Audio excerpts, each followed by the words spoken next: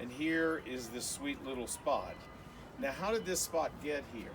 Well, there's a very important man's name that you should know. His name was General A.C. Gordon, A period C period Gordon. He was a British general.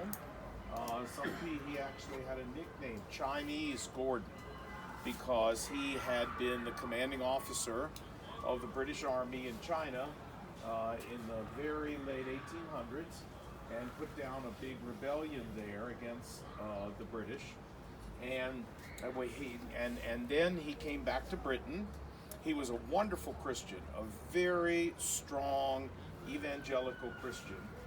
And he was asked by the Prime Minister to go to the Sudan and to put down a revolt in the Sudan being led by a messianic figure called the Mahdi.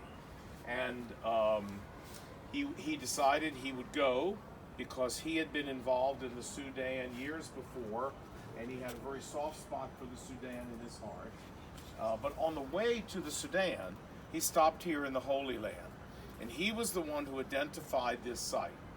This site is even sometimes referred to as Gordon's Calvary, because he was the one who identified the Garden Tomb and the Skull Rock, and he purchased this land for Britain, which is why the British Foreign Missionary Society owns it to this day. I don't know, I would assume most of you, all of your guides were British, weren't they? Yeah, the British evangelical Christians volunteer to come over here for a year at a time. They commit for a year at a time, and they are trained, and they give the tours, and they're very strong in giving the gospel. Did they give the gospel to you? Yeah.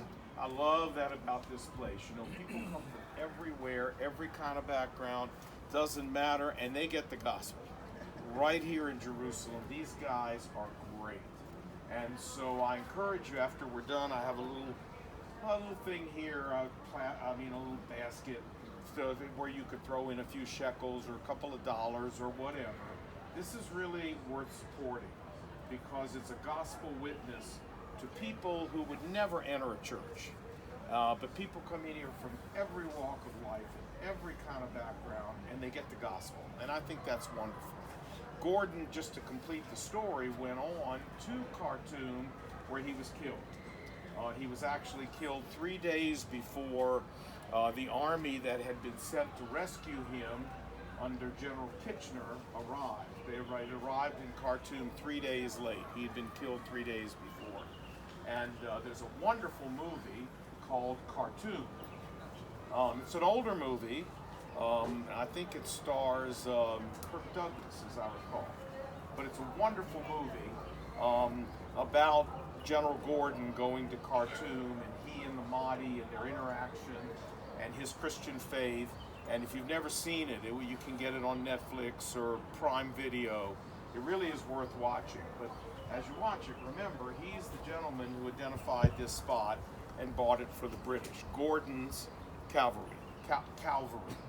Okay, now we want to celebrate communion together, but first we want to sing. And you know the song. I'm sure you do. On a hill far away stood an old rugged cross, the emblem of suffering and shame. But I love that old cross where the dearest and best for a world of lost sinners was slain. So I'll cherish